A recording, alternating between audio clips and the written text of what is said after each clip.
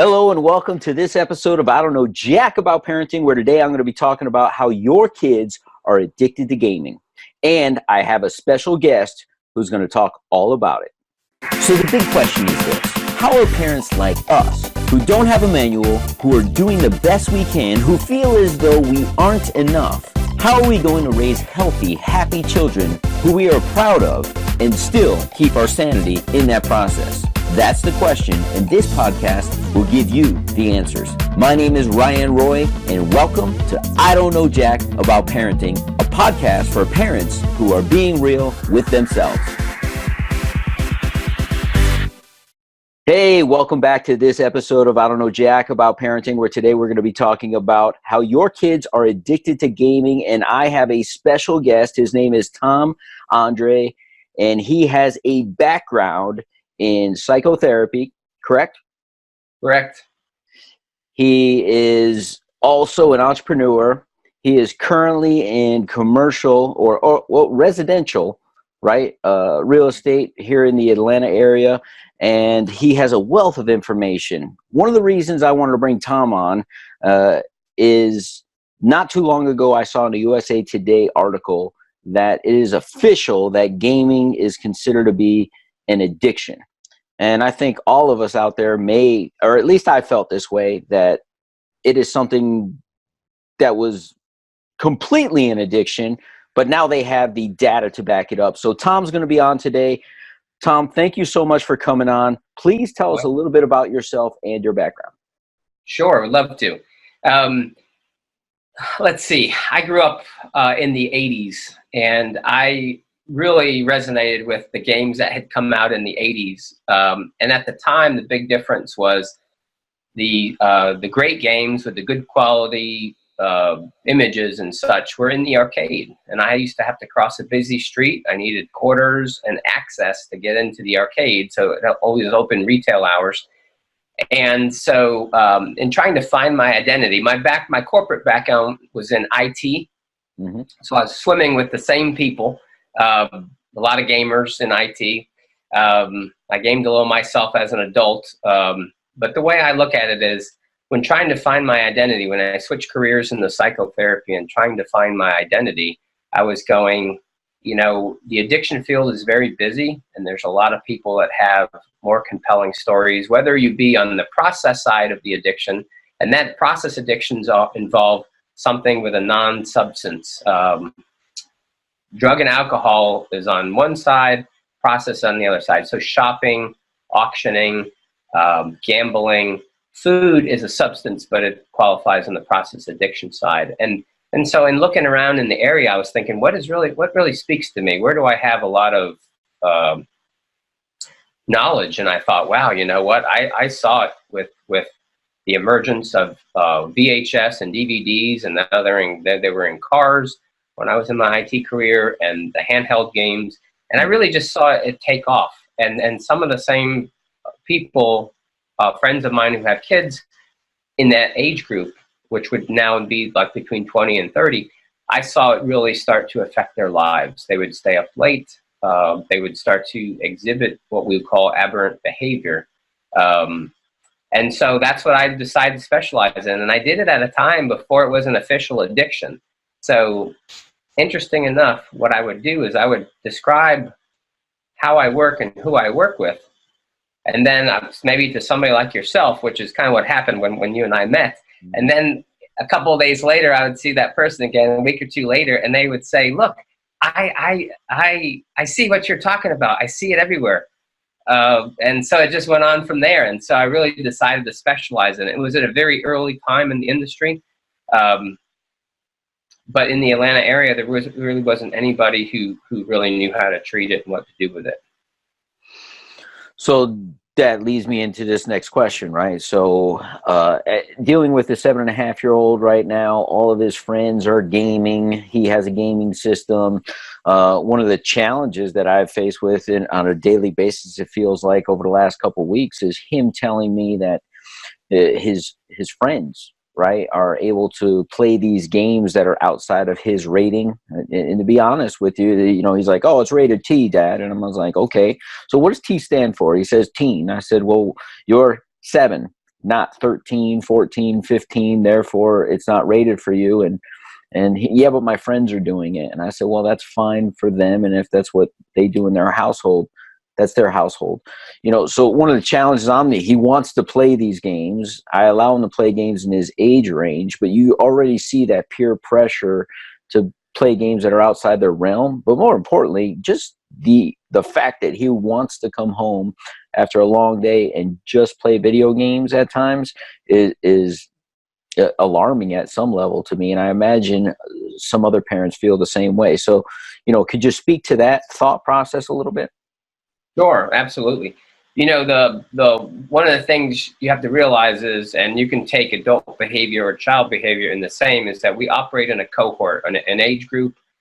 Maybe you're have friends that kind of look like you in terms of age group and age of kids, and you kind of look across the board and you start to moderate yourself with what other people are doing. Not everybody, but a lot of people. It's just like your son's getting the peer pressure. He's kind of giving you some of the peer pressure. Mm-hmm. You're going to talk to those parents, and you kind of do the same thing. Adults do the same thing. I mean, you can look at it, and in real estate, you can look at the mortgage meltdown and see everybody had taken money out of their house, and in hindsight, maybe that wasn't the best idea. Mm-hmm. But what happens is your neighbors do it, you do it, everybody else seems to be doing it. It seems kind of normal.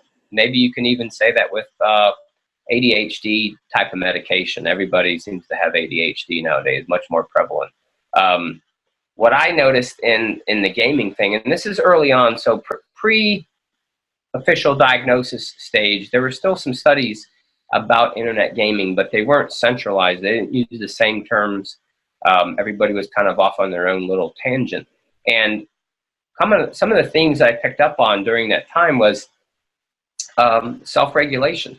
Hopefully as a well-adjusted young person, adolescent, preteen, young adult, you learn how to moderate yourself. And what happens sometimes is we all have our little favorite thing we like to do. Some people might exercise too much. Some people might drink too much. Some people might game too much. And that becomes a source of challenge to your self-regulation. And so one of the things for parents to consider is that, are they self-regulated? Because you're modeling that behavior every day to your child. If you can't have dinner and not pick up the phone because it buzzes, there's a very good chance that your child is going to pick up on those same behavioral cues.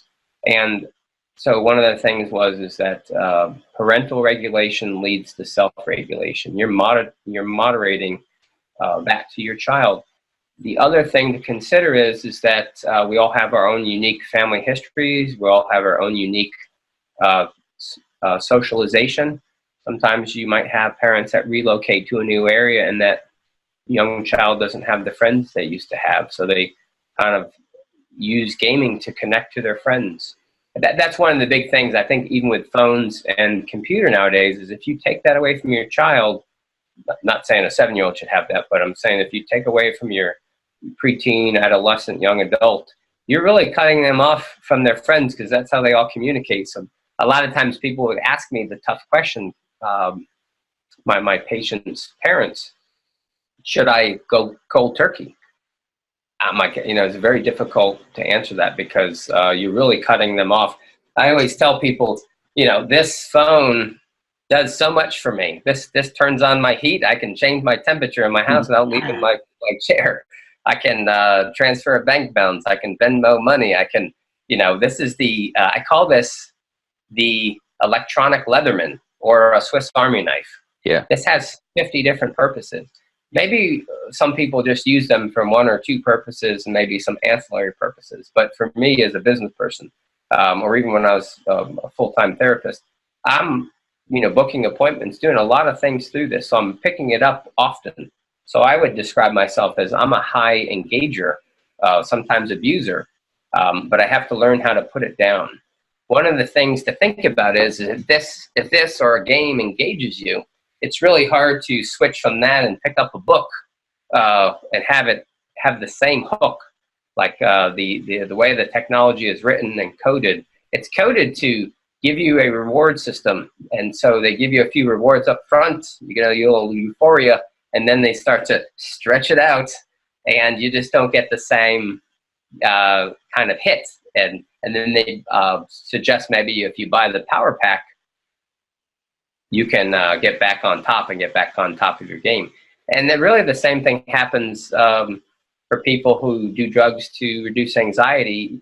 Often that drug becomes the creation of the anxiety. It compounds it. But at first, it kind of took off the edge. So it's a complex situation, and you really need to kind of look at all the factors involved. Socialization, background, heredity, any physical issues going on that limits them from engaging in their friends with sports and such. But really the key takeaway is, just to recap, it's really you consider teaching your child how to self-regulate. Well, I love and that by nature, children and adolescents aren't very good self-regulators.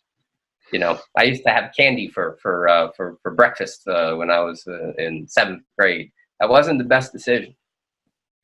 No, but you learn from it, and I imagine at some level, you know, you realize at some point this isn't the best choice for me going forward, and you started to self-regulate. You don't look like a guy who's still having candy for breakfast at this age. So, but I love this self-regulation thing, right? So when I think about self-regulation, you know, I often on this podcast talk about, you know, creating boundaries for children and having them make choices, right? Their own choices, and giving them multiple choices. Not like, hey, I'm just going to take away your game.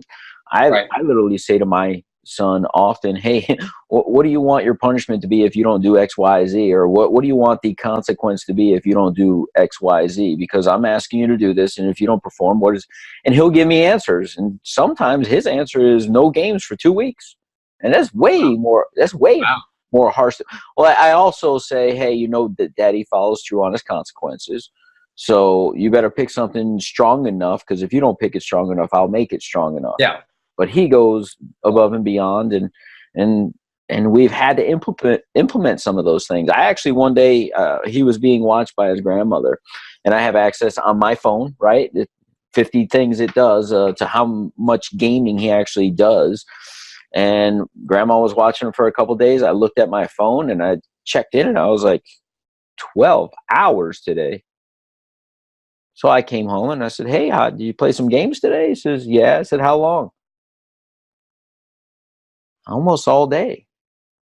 And I said to him, I said, you can put that in check, or I can put that in check. He didn't play, self-regulated for 3 weeks. Right. For 3 weeks. Now, I think he thought that he just banked a lot of time. Because then one day he's like, Dad, can I play? And can I play? And I said, no, you didn't accumulate time. We still have, and we're now limiting it to an hour a day. Right. But I think as parents, we need to give them choices. We need to help them learn to self-regulate, right? By giving them options. And the strongest thing, and Tom, as a psychotherapist, let me ask you, you know, I think we need to just ultimately, one, create a boundary, but enforce the consequence. And I believe, in all areas of life for these children, and not just gaming, I think that's the biggest deficiency we have in our parenting skills as I look across the board and talk to parents these days. Yeah. I think couple things that you said that kind of jogged my memory about some things. What you're talking about is you're talking about scaling adulthood. You know, the goal of a parent, right, is to get your child to be enter an emerging adulthood phase and to, you know, work through the issues and decide on a career. One of the things to consider is we're all navigating life stage changes. You at your age with your relationship and marriage, and your kid's age, me at my age, we're all still navigating things. You know, I kind of kid around and I'm like, we all have not matured much past 8th grade, you know, in some cases. In some cases, people revert back to, you know, a previous time in their life. And what you're trying to do is scale that in responsibility. One question I'd have for you is, does your 7-year-old have chores? Does they have responsibilities to feed the cat or the dog or stuff like that? He has responsibility in our house. I honestly, there is not a lot of that responsibility. If I ask him to do any of those things, he does it, right? So it's like, hey, that's responsibility right there. I mean, it's like having a manager at work. It's like, you know, you're asked to do things. There's a scope of work that typically people have, and then there's the okay, this is what needs to be done right now. The trash needs to be taken out, and you know what? You're on call, so you're taking. Yeah, if I say, hey, Ritzy needs to be fed right now, can you give her a scoop of food? Without hesitation, he'll go do it. If I say, hey, can you take the trash out to the street, he'll do it. But there's nothing etched out. Actually, the one responsibility he has, I tell him that mommy and daddy have to work. Your responsibility is to perform at your best level, whatever that may be, when you go to school. Right. Yeah, That's his responsibility. Yeah, and the school, I will say, school and schoolwork and performing, and that is a responsibility, and that is the focus of work. I mean, when you look back on it, it's like, wow, childhood was pretty darn good compared to the demands of adulthood and parenting as well. Yeah. But I think you're talking about scaling. You're talking about giving somebody enough responsibility. And what happens is, if you think about this, when you have a problem that you can't handle, whether it be a medical problem, a car problem, or whatever, and you've tried to fix it, okay, then what's the next step? Like, how do you seek out help? And how do you get the right amount of help? So if you're a child and you're poor in math and you need a math tutor, you raise your hand, you work through the teacher and then your parents, and they're going to hear about it. And then you find somebody who can actually give that help, whether it be one of the people I've mentioned or a specialist. And the same thing in this type of area. A lot of times people would come in and say, I want you to fix my kid. And the reality is that it was a long period of time that they contributed to the break of the kid, if you consider it a break-fix issue. And it's not going to be a quick fix in terms of how there's not going to be a switch to flip. Now, some people, just like with drug and alcohol addiction, there are some people that can flip the switch and really change and improve their lives very fast. However, there's another, and most people struggle with the decision-making and the moderation, and they do all that stuff. And some people learn how to moderate it and continue on with it, and other ones don't moderate it enough. Some are functioning people and some are non-functioning people. So for some of my adolescents that I used to see, I would tell their parents, don't finish your basement, or they have a finished basement, because sometimes the kids go down there, they're out of the way, the parents enjoying some quiet time, but the kids are down there gaming quite a bit. They're becoming obese, they're inactive, they have a very poor diet, they're loading up on energy drinks, which the irony in the DSM, and that's the book of diagnoses, in the DSM-4, I believe it was, caffeine disorder, which was a proposed disorder, was right next to internet gaming disorder. And There's a whole contingent of and I read a lot of research on this. The prediction is there's going to be a whole cohort of young people, and cohort is just an age group, almost like a generation, if you will. There's going to be a whole cohort of people that have heart problems because they're going to have adrenal fatigue, and they're going to have health issues based on consuming too many energy drinks at once. And so maybe that's not appropriate for the 7-year-old that you have, but for somebody who has a teen, I mean, obviously with the emergence of the coffee industry, there's teens that go in and like their, coffee and specialized drinks, but you also have energy drinks that have root extracts and different things in them. So there's a compounding effect of sleepless nights because too much caffeine and energy.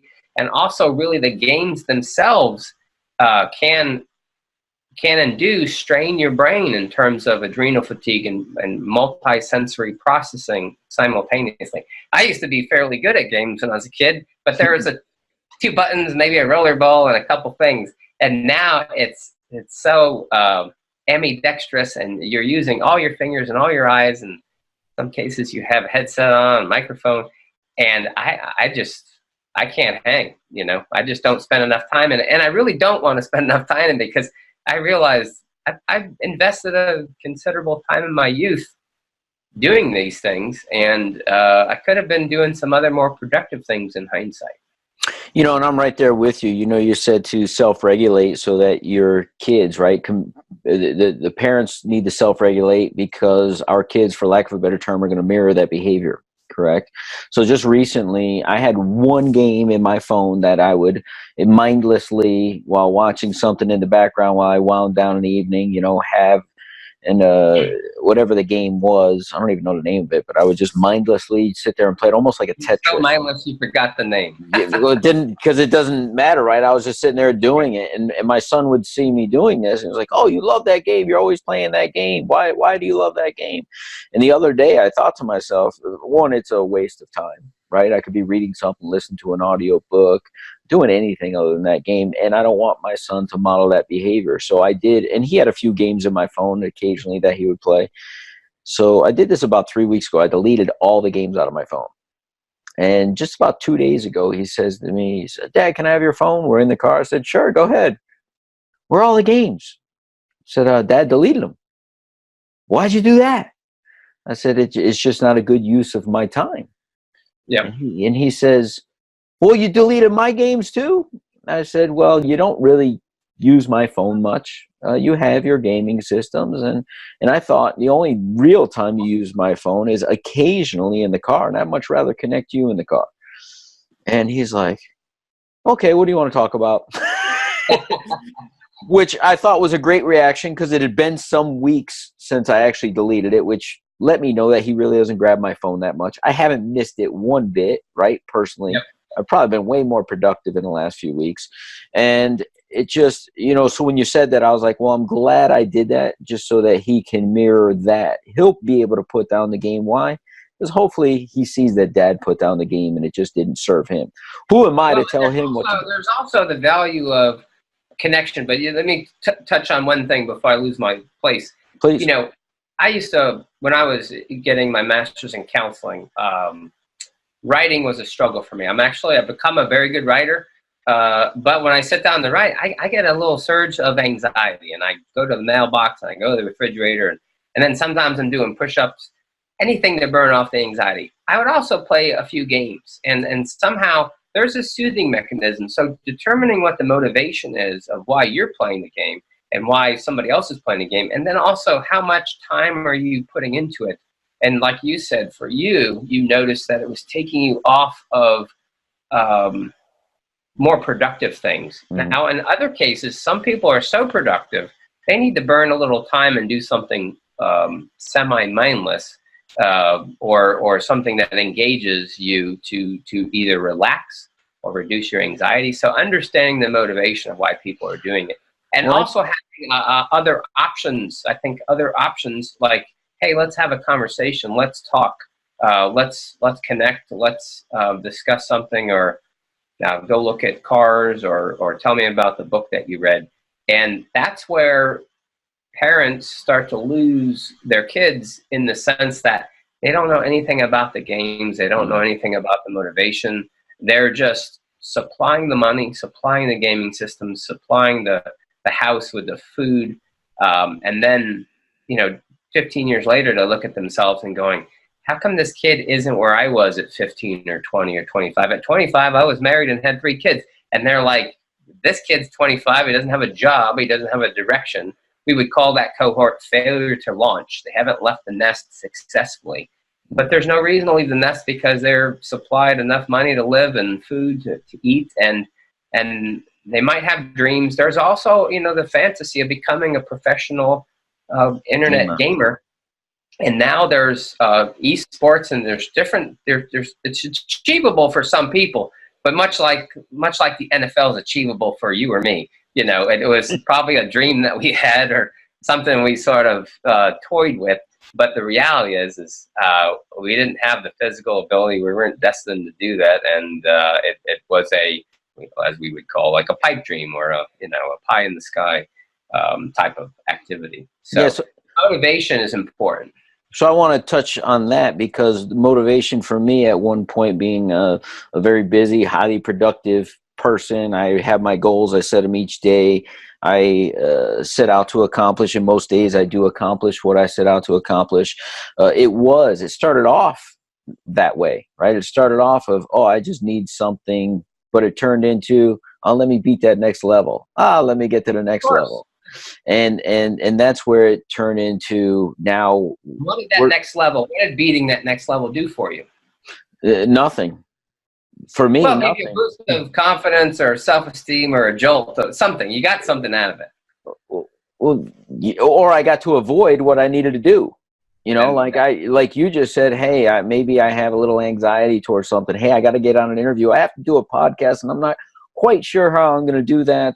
Let me just sit here and like wind down and relax. And then that turns into, you know what, I'll do the podcast tomorrow because I just wasted 25 minutes and I only had, 45 minutes. And I know this is a half-hour podcast that I need to record. So now I'll put it off to tomorrow.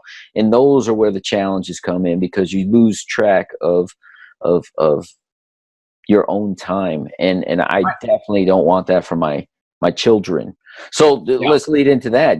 How parents who see like maybe in my age, or my son's age, he's 7.5, obviously he loves gaming, all of his friends are gaming, and you see maybe some negative effects long term down the road. How could we either create some boundaries, or I'm even considering, just cutting out gaming altogether, because I just don't want him to be addicted to it. Is there such thing as moderation in gaming from your perspective? Yeah, absolutely. Of the people, and I'll say, let me just, I didn't do this in the beginning, but I have a master's in counseling. I have an undergrad in interpersonal and organizational communications. I have a master's in counseling. I have some specialized credentials in the gaming area. And I've probably seen more gamers, and even had a group for gamers at one time here in Atlanta. Mm-hmm. One of the things that, I will say this, out of all the people I saw very few people that I would have considered there were several standards at the time, but I saw very few people that I would consider addicts. There was some out there, but they weren't coming into my office. Often it was a loved one bringing them into the office because they saw what was going on more so than the person doing it, and that's not uncommon in addiction. The motivations were various. Some of it was social anxiety. I don't want to go to the school dance, so I'm going to stay home and game, or I'm going to stay home and get on my YouTube page that has 5,000 followers. So they don't have social anxiety on the internet, but they, because it's a different environment than in person. And when they go to the school dance, their anxiety goes up. So they have I would say they would have like a life imbalance. That's how I would describe it to most parents and most of my patients. And that is, and often, apple tree, a lot of times the parents didn't always have the greatest life balance either. So it was a conglomeration of things, and to tease those things out, I could get people to get better or trend better by figuring out what are the things that they really trying to avoid, and how can we build that up. So some of it wasn't even related directly to gaming. Now some would wake up in the middle of the night and hack their parents' network and steal the parents' work computer and do a sloppy job at putting it back. So much, and they would eventually get caught. And that's kind of common in the addiction field as well, is that you think you're slick, but you're not. Or you steal your parents' credit card, you charge $300 of buying superpowers for your game, and that's going to come out sooner or later. Yeah. So what's the motivation of getting better or balancing life? And also, can you give up the technology completely, or are you going to have to live with it? And that's very hard, because there's a lot of jobs now that require, computers and work from home and other things that require the self-regulation type of skills. But, so I would look at it physically, I would look at it socially, I would look at what are they trying to achieve, what are they trying to avoid, what's going on in the family that may be contributing, if there's stressors in the family. And then also, what's their ideal? Like, where do they want to go? Parents and theirs didn't always quite match, but the parents were controlling the purse strings. So they were regulating things as the person got older and older, like money. If you got an allowance, your allowance might be constricted. But they weren't quite in control of their child or their adolescence. And I would tell them, the kid, he's like a long-term prison inmate. He's got all day long to figure out how he's going to hack your network get online, get on the neighbor's Wi-Fi, whatever the case may be. Whereas you're managing multiple things going on, and you're not as in tune with what's going on. You'd find out sooner or later, but you may not find out right away. And it really become, I mean, I saw this one example, and I said, I was at a restaurant, family of 6 goes out, one kid's into gaming, literally walking like this, gaming, and the father would turn the kid's head every time they would have to turn left to go to the table. The father would take the kid, turn left. They'd get up to the next turn. The kid was not walking. We all know that people can be on technology and not pay attention. The kid had no idea where he was walking. He didn't eat. He didn't engage in conversation at the table. And I would point this out to people. Yeah. They would come back to me a week or two later going, oh my God, I can't not see that now. And I said, no, I know, we're on the verge of an epidemic. And the thing about this is much like food, if you're a food addict, you have to learn how to control food. You can't live without food. It's going to be very hard to live without technology. So how do you learn to control it and not let it overtake your life and overtake your brain? And really, that's what we're talking about is the brains are getting rewired and sort of hacked themselves. Wow. So we're on the verge of an epidemic here is what you're telling me. Well, I think we're already there. This is, I'm going a couple years back. So let me just say one other thing. I grew up in real estate, and I was dabbling in real estate while I was a counselor, and dealing with people that are going through stressful issues. So life stage changes, like a marriage or a divorce or a death in the family or some sort of fracture. That's what causes most real estate moves. So in the same light of doing counseling with kids and families and young adults, in my real estate practice, that's kind of what I do. I facilitate people as they're going through a buying or selling of a house, but there's typically something going on in the background that's kind of even if it's just where you're sleeping and laying your head and where your family, where you want them to be secure, that's very emotionally charged. So I'm kind of borrowing my counseling skills and bringing in the real estate. So that's kind of where, if people are wondering why you're talking to a real estate agent's broker who is a therapist, is and I grew up in real estate. This is what my dad did for 50 years. So I kind of fell. I still keep my counseling license. I'm an LPC in the state of Georgia, so a licensed professional counselor. I was on the board of the Licensed Professional Counselors Association of Georgia. I practice in private practice primarily, and but the reality is that I'm not practicing internet gaming right now. I know there's going to be a lot of people that call me, and you're welcome to call me. I'll give you a few minutes of my time and point you in a direction. I'm a helpful person by nature, but I'm really using my counseling skills with families in real estate and helping them through a transaction in a trusted way.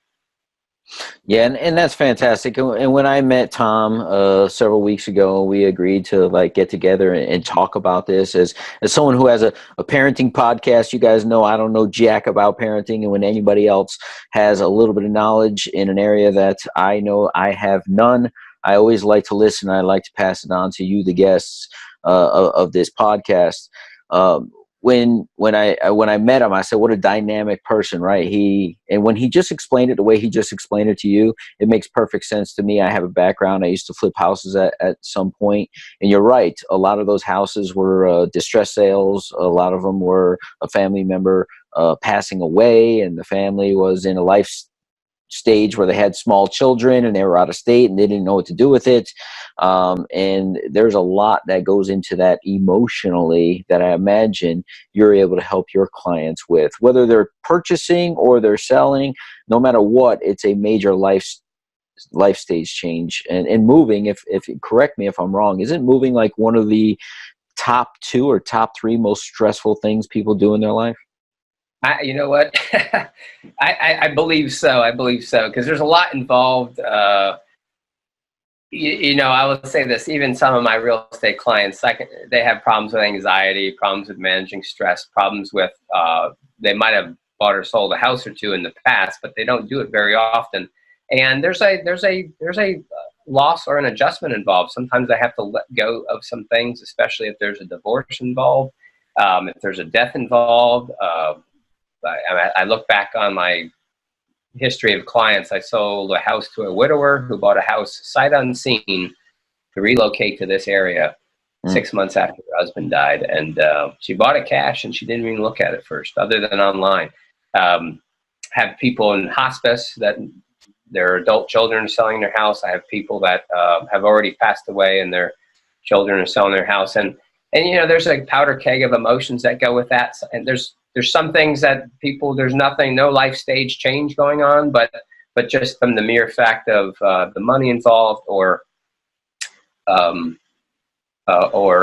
where your family lays their head. I always think where you sleep is very deeply emotional to people, and they want to feel very secure with their decisions. So I act as a guide, and really the same, I think the parallel to counseling is that I describe this, and this is borrowed, this is not Tom Andre generated, but I would describe counseling as I was like a farmer or a farmer consultant, okay?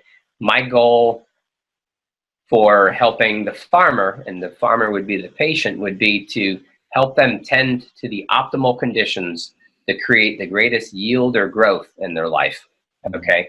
But I'm not responsible. So the farmer plants seeds, and I would ask people, trying to determine their locus of control, who's responsible if the farmer plants the seed? Who's responsible for the seed growing? Sometimes people would say, the farmer, and I would say, wrong, okay? The farmer's job is to plant the seed and then tend to the conditions of growth. So if there's too much rain, he has to deal with that, he or she. If there's too little rain, they have to deal with that. If there's too little nutrients, they have to deal with that. At the end of the day, their goal is to get the greatest yield of their crop. And so as a counselor, it's not my job to fix somebody, okay? I'm trying to facilitate the conditions to help them grow. I would ask my patients, you know, where do you, if you've received benefits, where are they? And they might be, let's say they're 75% of their goal, or they reach their goal. I would ask them, what do you give counseling the credit for? You know, me one-on-one, and they might say 10 or 20%. They might say their own reading that I may have recommended to them, their own self-exploration might be 20%. They might have joined a group, that might be another 20%, but it wasn't all counseling. And that's, the counseling was the catalyst to help grow. And in real estate, I do the same thing. The market's the market. I'm not the one buying the house, and I'm not the one selling the house, but I'm just trying to create the optimal conditions for that person to achieve whatever their goals are and get what they want. And so there's a very close similarity to it. Not everybody kind of puts it together. I describe it as chocolate and peanut butter, you know. Those two things taste great together, but somebody had to have put them together in the beginning. So that's what I do. But I end up being a resource to people who need help, you know, with their family transition. So I refer to therapists. Sometimes they refer to me. People who are, you know, parting the ways and selling their house and getting divorced. So it's an emotionally assisted sale. I kind of view myself as a therapeutic resource, but just not somebody's therapist anymore. Yeah, and I love that. I mean, I think that's the same thing for parenting is we want to create the conditions for optimal growth in our children, right? Yeah. And in this gaming society, you know, I'll ask you this one last question. For parents out there who are listening and are like, hey, you know, my kid maybe is suffering from some of these things and I don't understand the motivation for it, or I don't understand this, you know, where would they reach out to? Who would they talk to? I know you said they could reach out to you, but you would redirect them somewhere else possibly.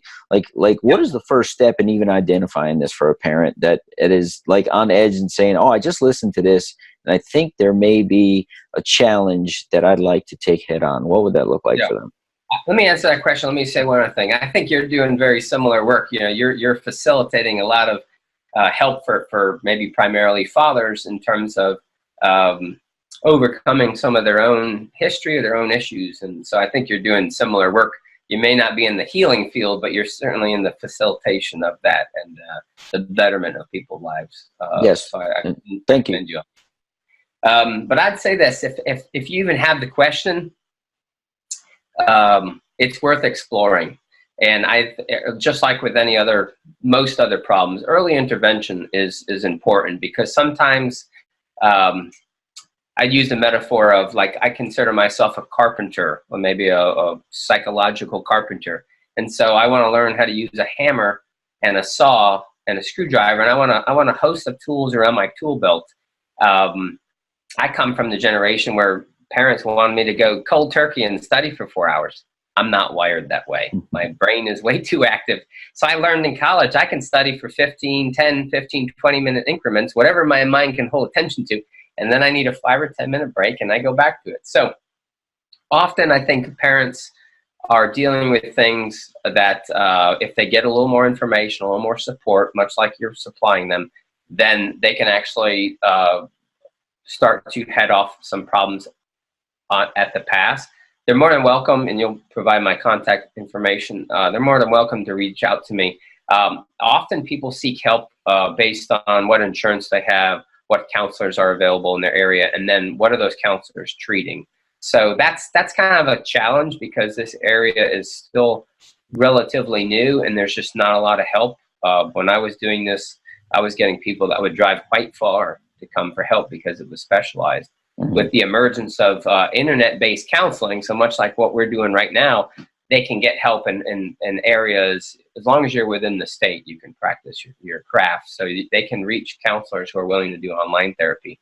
But so there's a couple, like I said, to recap, there's community resources, there's going through your insurance company and seeing who's available, and then there's who's the specialist and what's it going to cost. But beyond that, there's a ton of information online about this, as with everything else nowadays. So people can help self-educate themselves to some degree. But just a forewarning, it's really hard to provide your own counseling to yourself. I kind of kid around real estate and I say, what WebMD is to doctors, Zillow is real estate agents. People come in and say, I have this disease, I meet all these criteria, and the doctors have to do two jobs now. They have to sort of untie that person from their diagnosis, and in your head you're thinking the worst. But and so that's kind of, it's, you can get some information online, but I wouldn't sort of buy into it wholeheartedly, and don't solely rely on it. Trust but verify. And then also, you don't always know the source online if there's any.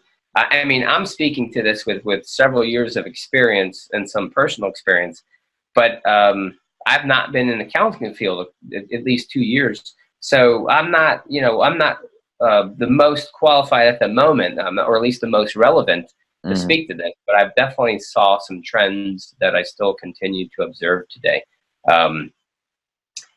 And so I would start online. I would start with trying to find groups that may be of community groups or support groups, and then maybe some therapists who specialize in that area. And they can always reach out to me, and I'll do my best to make a referral for them.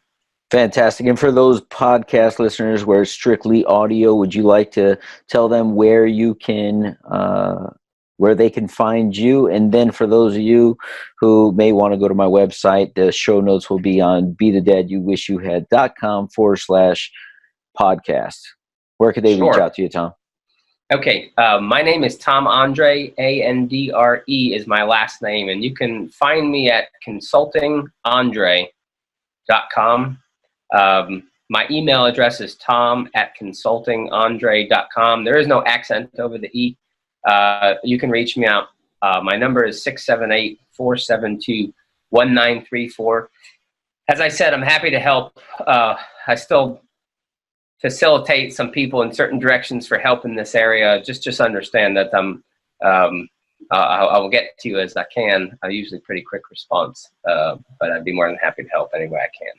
Fantastic, Tom. You've been a wealth of information. For those of you who don't know, I don't know jack about parenting. This concludes this interview with Tom, and thank you so much for your time, and hopefully maybe we'll have you on for another episode at some point in the near future. Do you want to be the dad you wish you had? If so, go get my free book, Be the Dad You Wish You Had, at bethedadyouwishyouhad.com. Inside, you'll find my most effective 40 tips to quickly and easily transform yourself into the ideal dad. Go to bethedadyouwishyouhad.com now and get it while it's free.